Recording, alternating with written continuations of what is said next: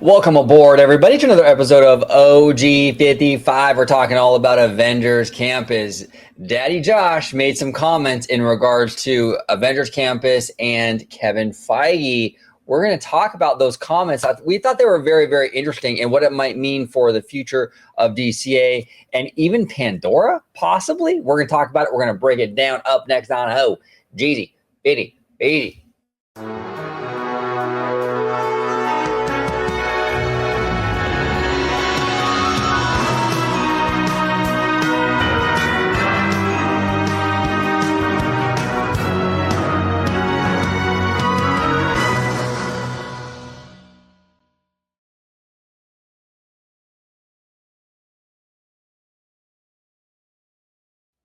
Welcome aboard, everybody, to another episode of OG55. Today, we're talking all about Avengers Campus. Tomorrow's comments recently at the D23 Brazil Expo, or a fan event, was kind of an eye-opener. And this was just brought to our attention today via the OC Register. We're going to talk about it, speculate, break it down. But before we do that, the Italiano is with me today. George, welcome back, sir. Always glad to be back. And I love deep diving into this stuff, speculation, thoughts, process of the studios, the parks, CEO talk, whatever's going on in the industry. It's always a good time. Yeah, absolutely. And we actually, speaking of good time, had a really good time last night doing a video all about dating and relationships and stuff with San Fran Nan. A great conversation. George, you were really funny, hilarious. You had a lot of great little things in there. But everybody at home, if you haven't seen that video yet, I'll link it at the end of this video, at the end cards at the very end. Make sure you check it out. It's a really, really great conversation. We kind of deep dive into relationships, even texting, when you're texting someone you like, things like that. It's really, really great. But George, where can everybody find you on social media, sir? Absolutely. You can find me on X, formerly known as Twitter, at Disney George. You could also find me on Instagram, Threads, and Blue Sky under the Disney Italiano. And of course, you can find me right here on my home base at Orange Grove 55 with Citrus Corner, with all that sweet, juicy, but sometimes sticky Disney news and info. There we go.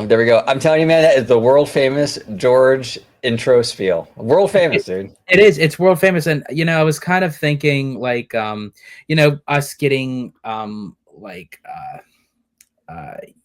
opinions of like how to go about like doing the process of these episodes and the channel and everything, where like, how we use our introductions and everything, like, leave it go and everything. But I can't let it go now. I have to do it because it just it's become a phenomenon like that's tied to me. So it's like I have to do the spiel. We have to do the spiel. The lovely gal who did our outro, the Queen. We call her the Queen. She's amazing. Really, really great young lady. But maybe one day we could have her do a video of your spiel. That'd be great. That would be cool. That would be a cool little spot for it. It'd be kind of cool. But George, let's dive down and get into business, shall we? We got Marvel. Marvel pressures Disneyland to make Avengers Campus bigger. Disney Parks boss Josh D'Amaro and Marvel Studios president Kevin Feige discuss Avengers Campus expansion plans during the D23 Brazil. So this is courtesy of Mr. Brady McDonald. It says here, Marvel Studios president Kevin Feige is actively involved in the planning process for the Avengers Campus expansion at DCA. That's a good thing, very good thing, and very opinionated about the project that will double the size of the superhero land.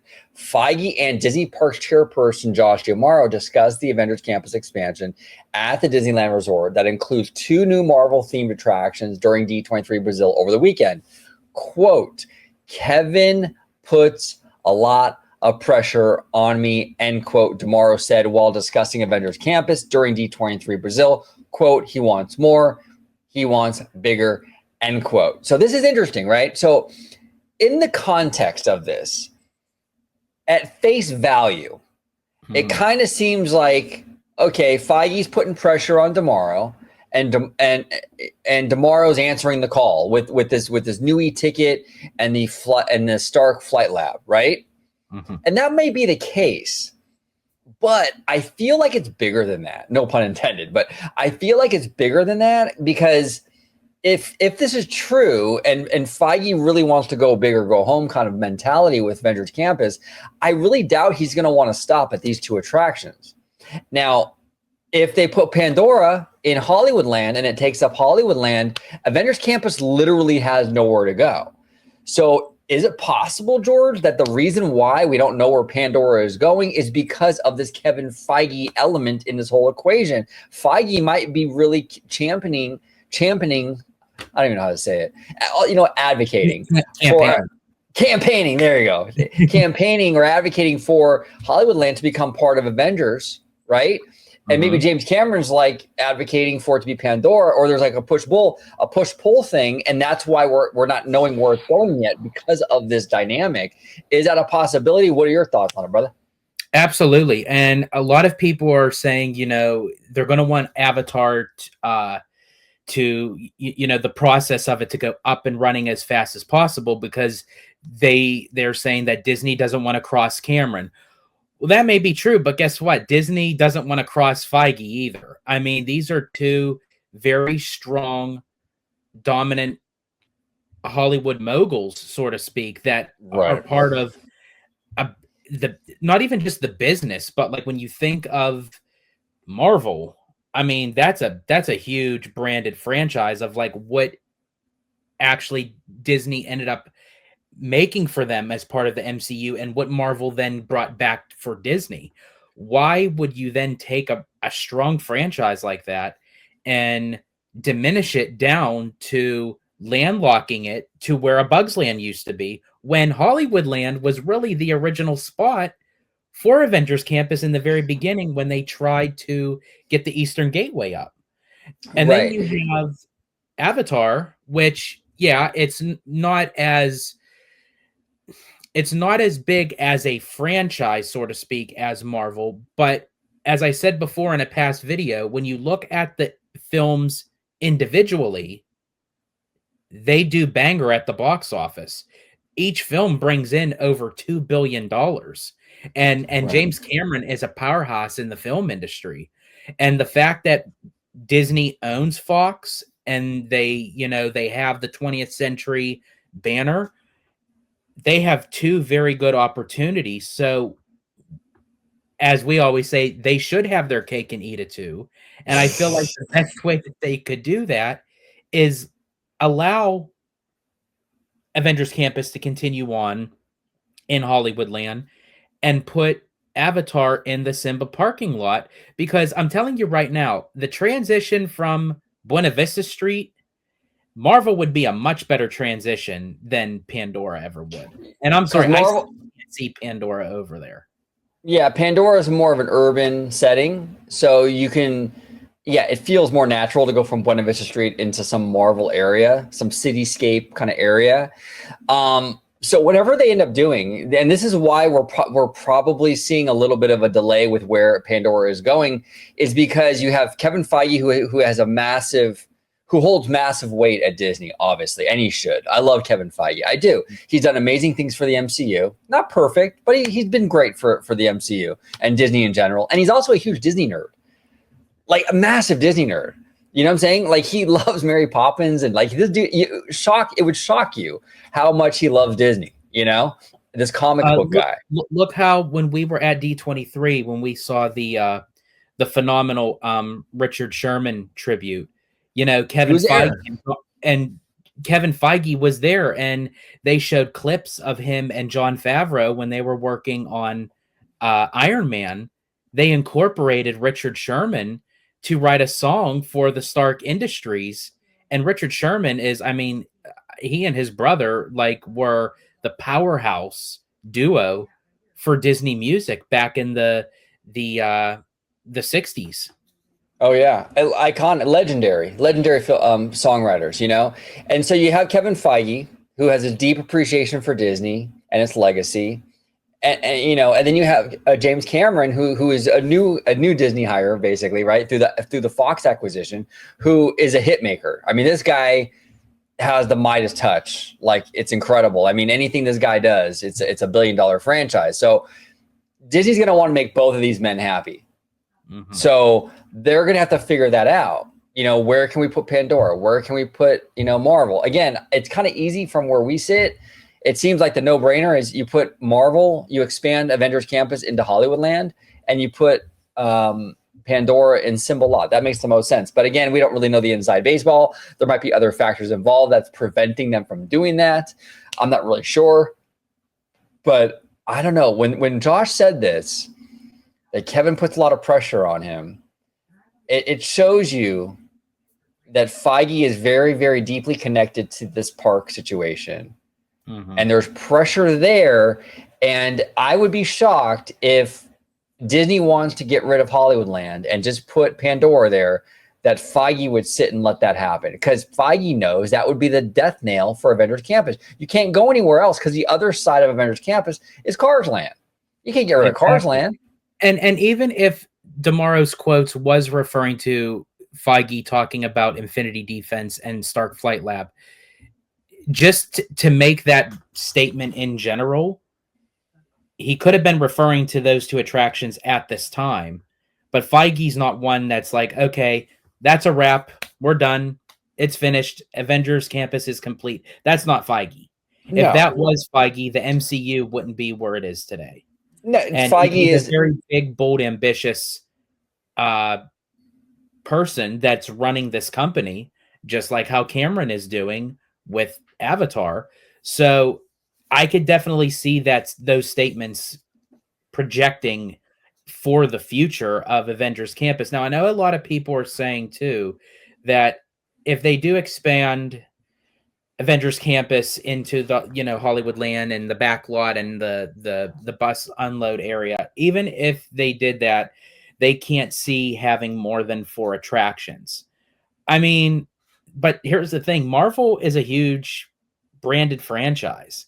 If you just look at Fantasyland at Disneyland, look how many attractions are just within Fantasyland alone. That doesn't mean that it has to stop with 4 attractions. Plus, it doesn't necessarily have to be rides that go over there that's part of the campus. I mean, I know a lot of people are upset that Disney's cutting entertainment. Who's even to say that that's where a lot of the shows and entertainment value of the campus goes, because they had to cut the Doctor Strange show, the Little Sanctum, for Stark Flight Lab, possibly, or for the queue line for those. Who really knows what's to go on with the rest of the entertainment that's over in Avengers Campus once those attractions come in? Because when you have they're probably going to have a virtual queue for those rides at first, but just for people lining up for Infinity Defense and Stark Flight Lab, and then you're going to have people standing around for the little Wakanda show and the show that they have up by the Quinjet.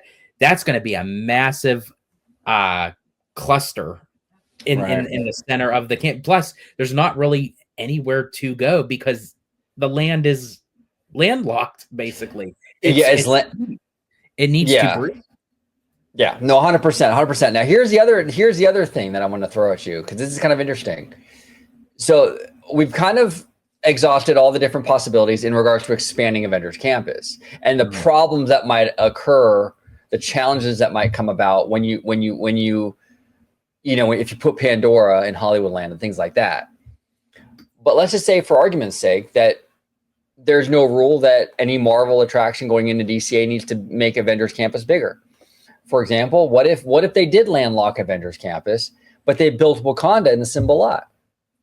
That's also a possibility that we haven't really considered. That really is a possibility, because if you look at the early, I don't want to call it concept art, because it really wasn't concept art. It was more just like of an idea kind of thing. You can kind of see the huge panther head that was part of like what they were using for Disneyland Forward. And a lot of people were saying, oh, is that for Wakanda? And Wakanda was also on the list that made, I believe it was the KTLA news station, when they had mentioned, Avatar, Coco, and Wakanda were just a few of the IPs that Disney was thinking about. So Wakanda made the list. Yep. Plus, also, a good friend of ours and friend of the channel, Mr. Hey Bricky, did a video where he was doing like the voting, like for people on his channel to vote, like what would you see in the back lot, and Wakanda was also in that part too, with Zootopia and Avatar.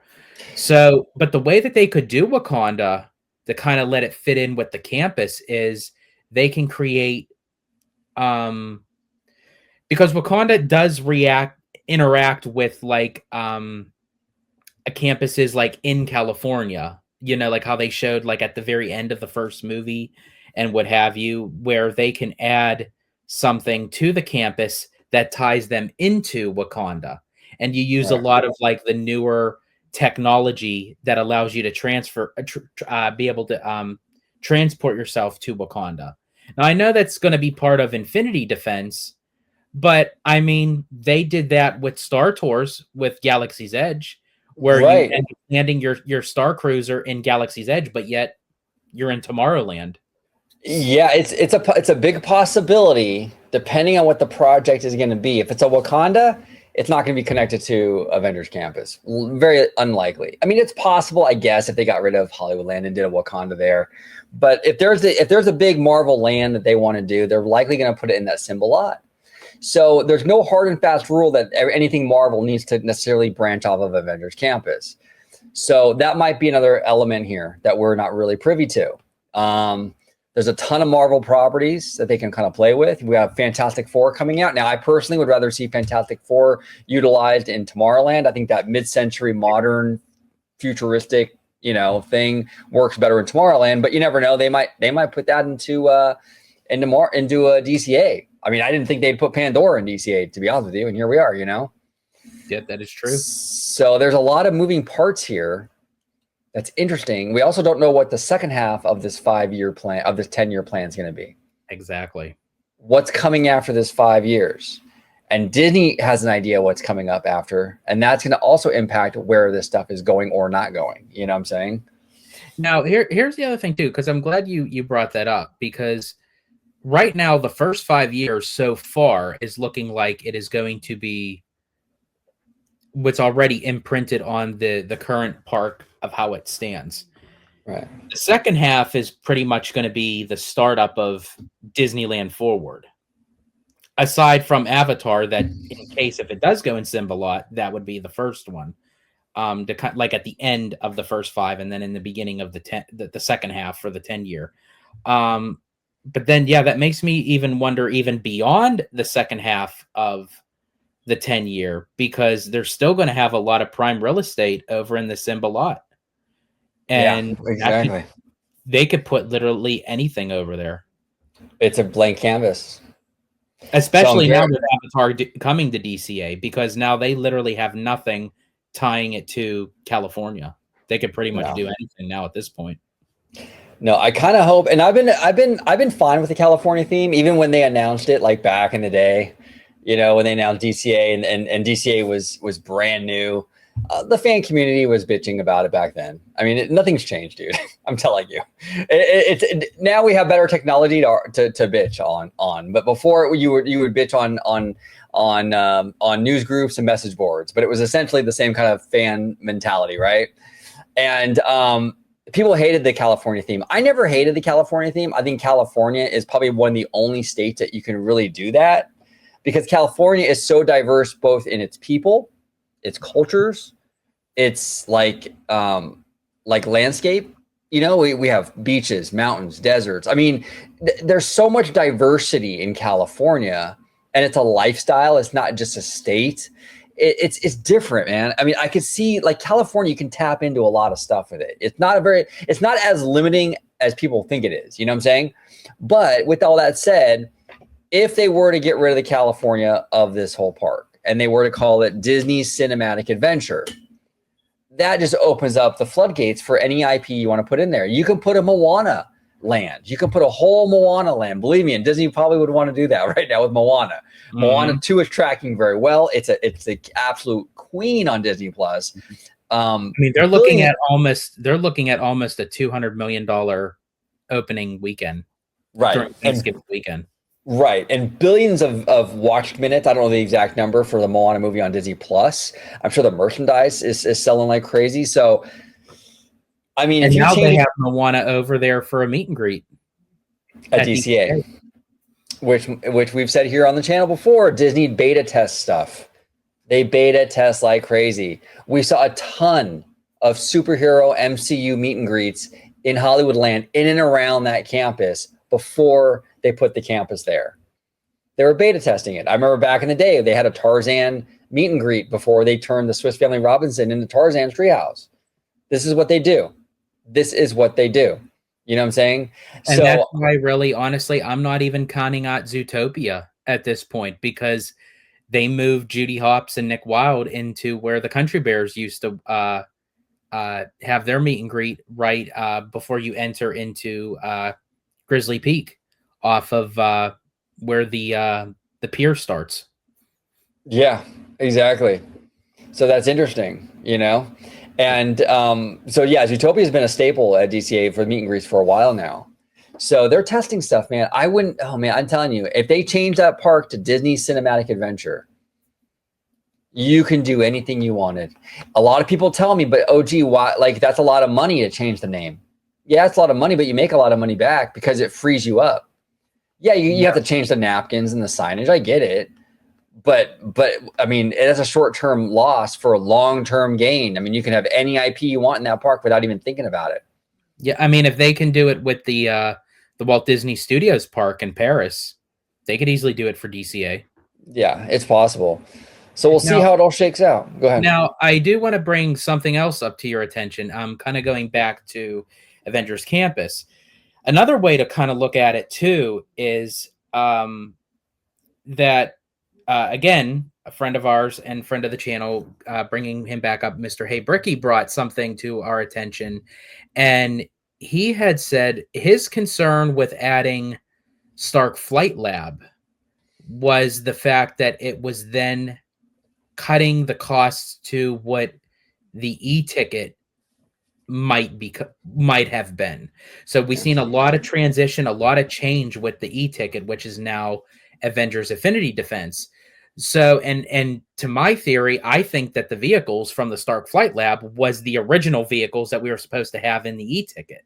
Right. So I'm wondering if now, also to what DeMaro's statements was about Feige, could Bricky's theory be correct that Feige is looking at this e-ticket that was supposed to be so immersive, so technologically advanced, something that would rival Rise of the Resistance, to now just a basic kind of Spider-Man style from Universal simulator ride or Transformers.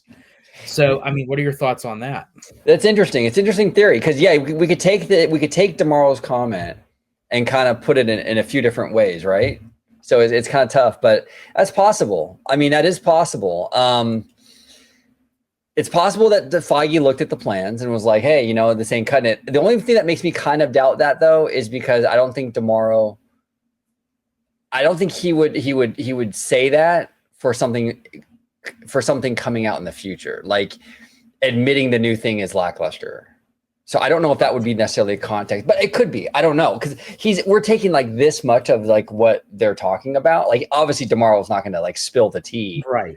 Like and we're we don't like really dissecting it like crazy, like in how many different directions. Yeah, so he's not going to. Feige could say this ain't good enough, you know. But then again, it's Feige though. If Feige's in the room and he's telling tomorrow that ain't good enough, I mean, who wins that fight with Burbank?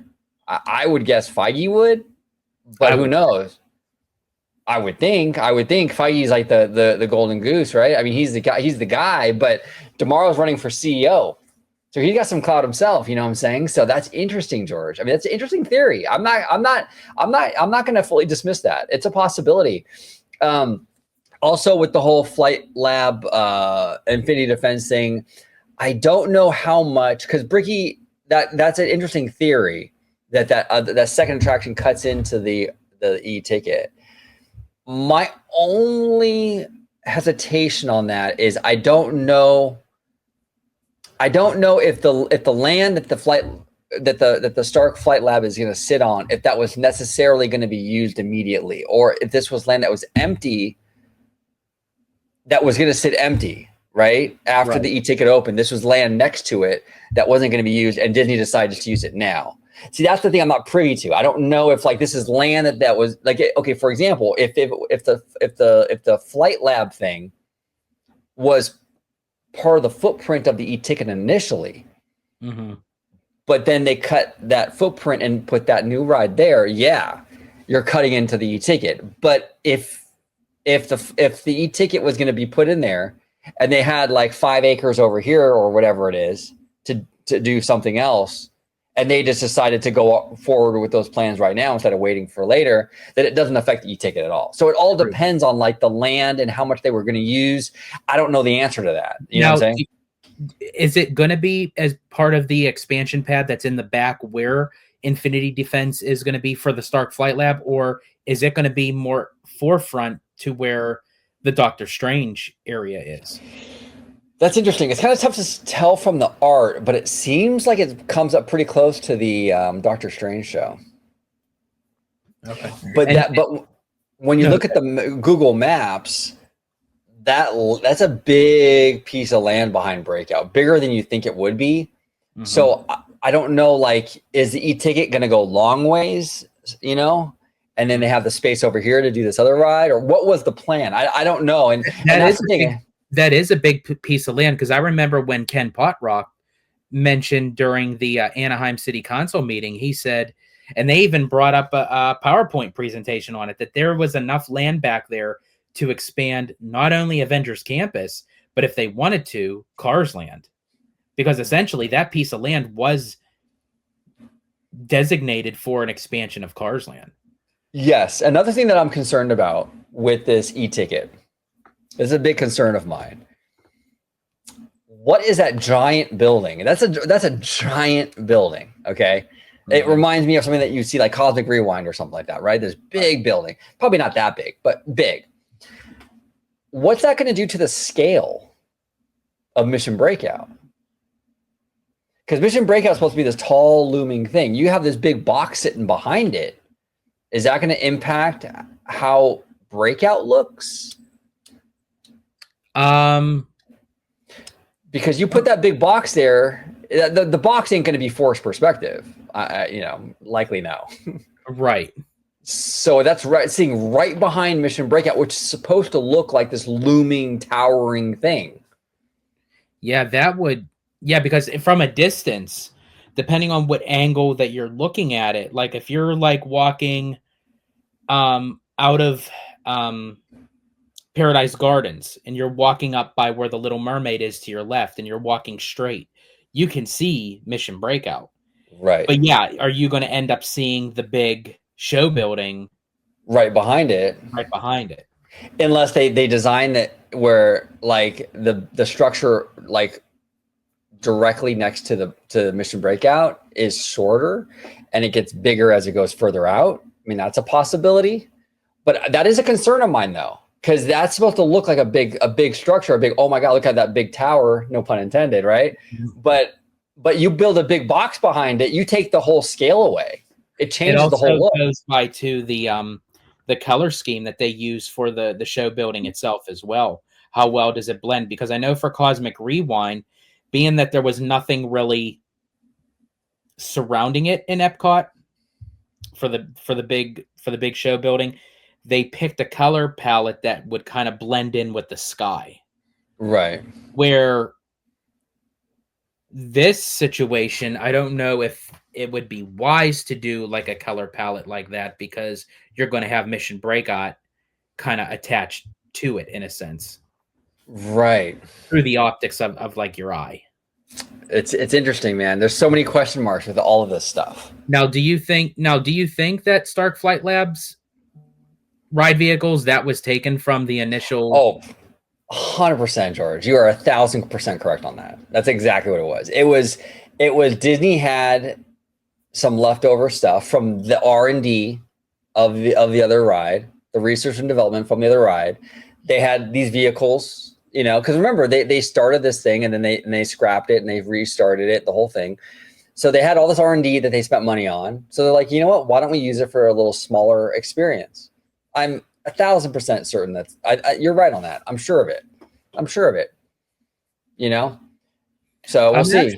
I'm actually I mean, I'm excited about both. I'm optimistic about both, but actually, I'm a little more curious about the Stark Flight Lab, believe it or not. That's Just interesting. because I'm curious to see like how they're gonna operate this thing. Are they gonna have all these Kuka arms like going simultaneously at once, where you could actually see like standing in line all these Kuka arms moving at the same time? And does it block you from seeing any of the other ones while you're in the ride vehicle? I'm curious about that because when you look at the ride system, it looks like it's on like a flat panel. Like there's nothing that's blocking one Kuka arm to the next. No, yeah, it feels to me very test tracky.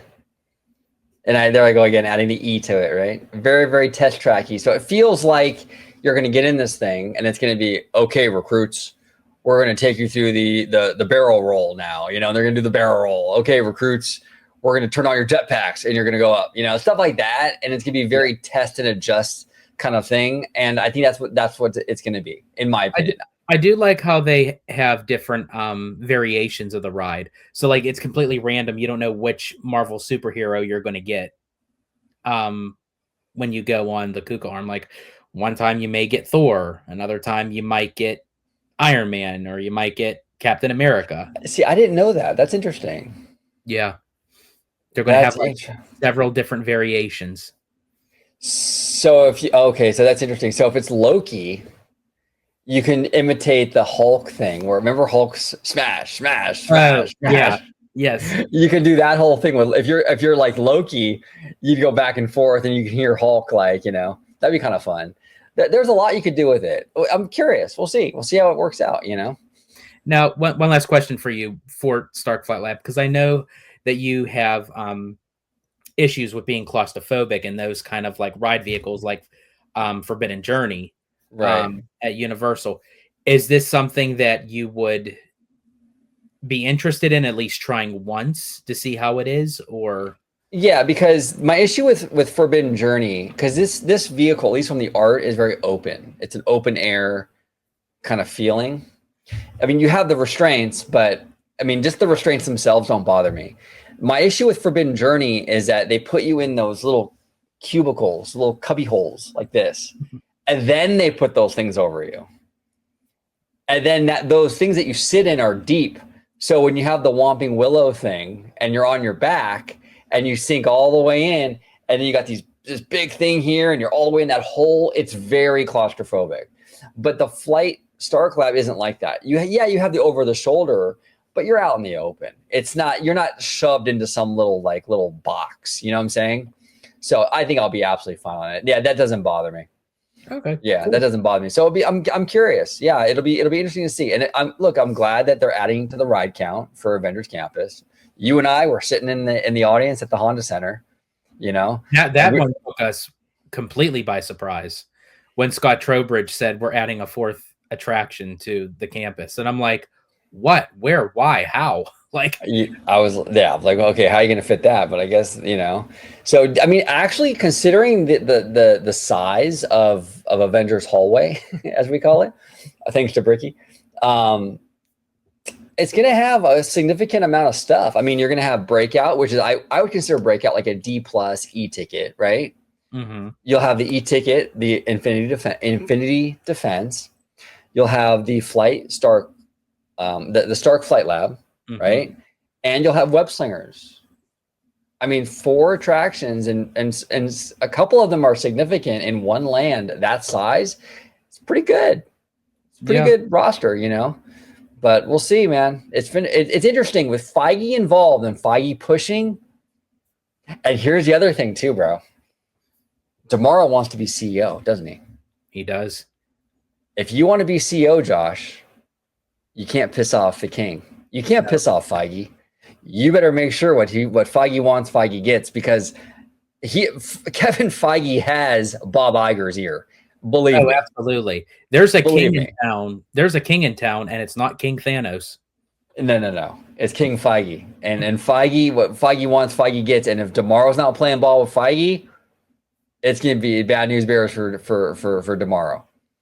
Yeah. Now, I think Tomorrow's a very savvy guy. I do think he's doing that. I don't think he's gonna. He understands the dynamic over there at Disney. I'm sure. I mean, I know he does. But you have to. If Feige wants more, you do more, because Iger loves Kevin Feige loves Oh, him. absolutely. Oh yeah. And They you got mess each with. other. I mean, they got each other on speed dial. I mean, like right after us.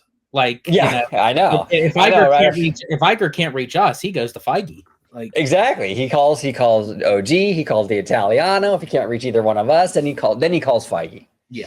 You know what I'm saying? On our special access phones. You know what I'm saying?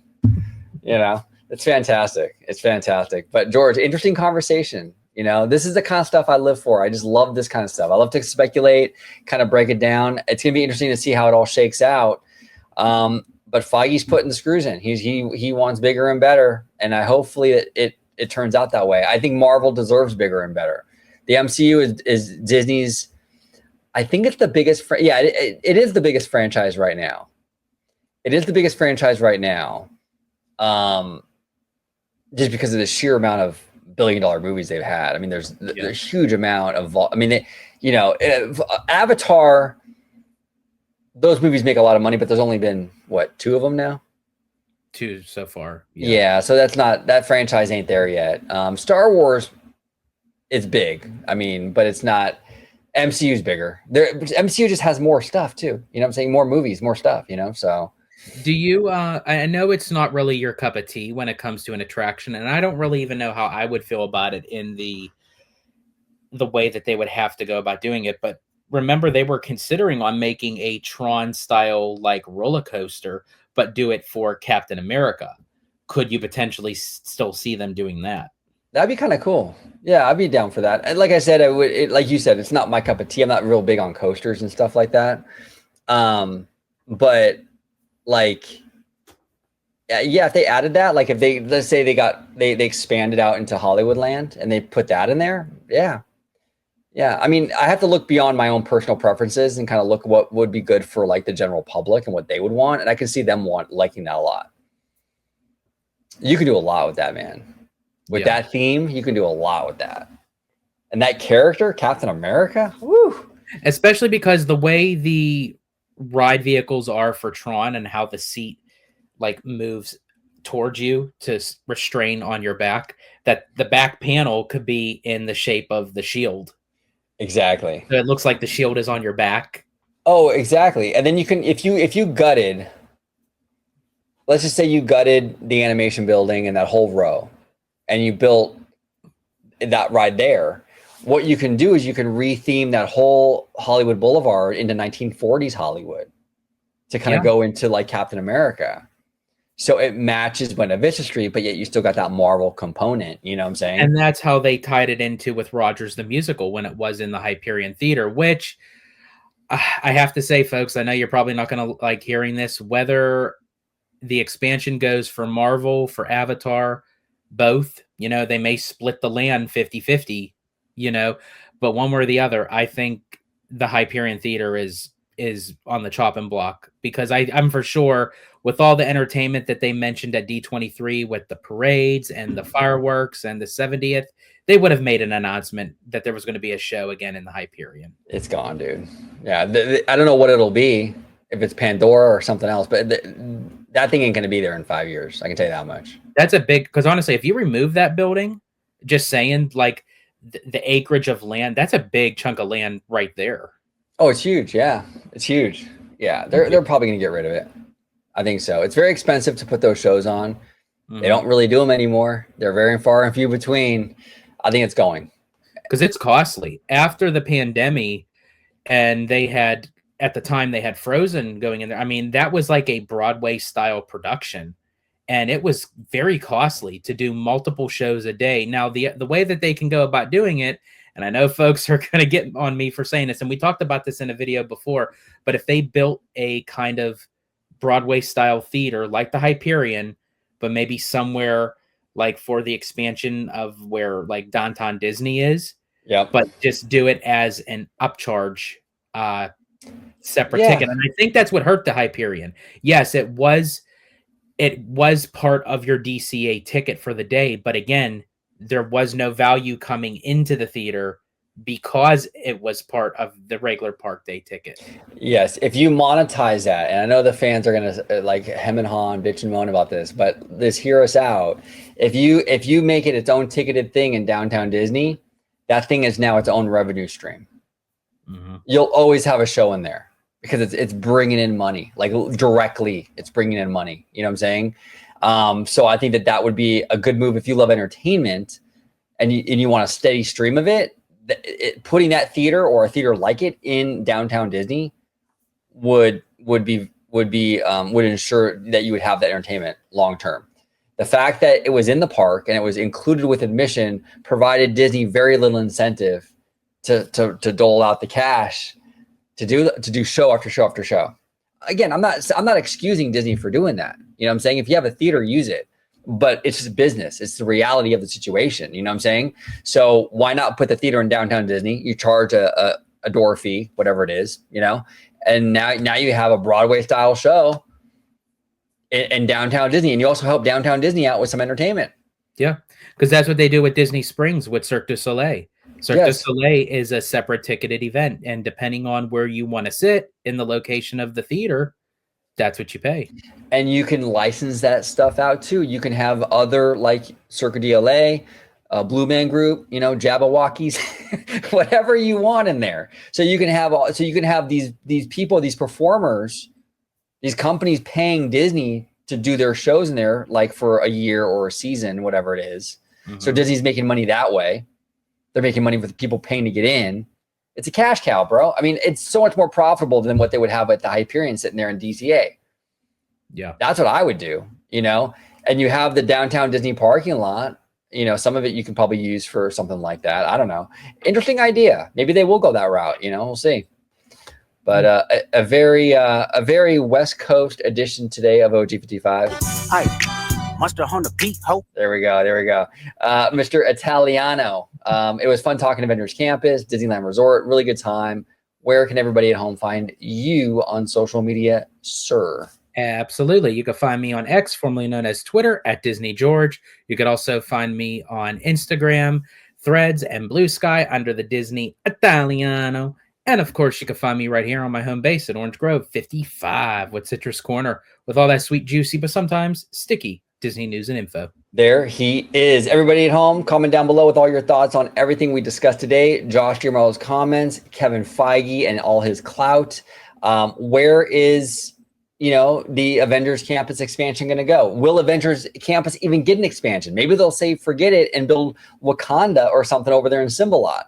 What are your thoughts? We would love to hear from you. And as always, have a wonderful, wonderful day. Thank you for watching OG55. If you aren't already, consider becoming a member today.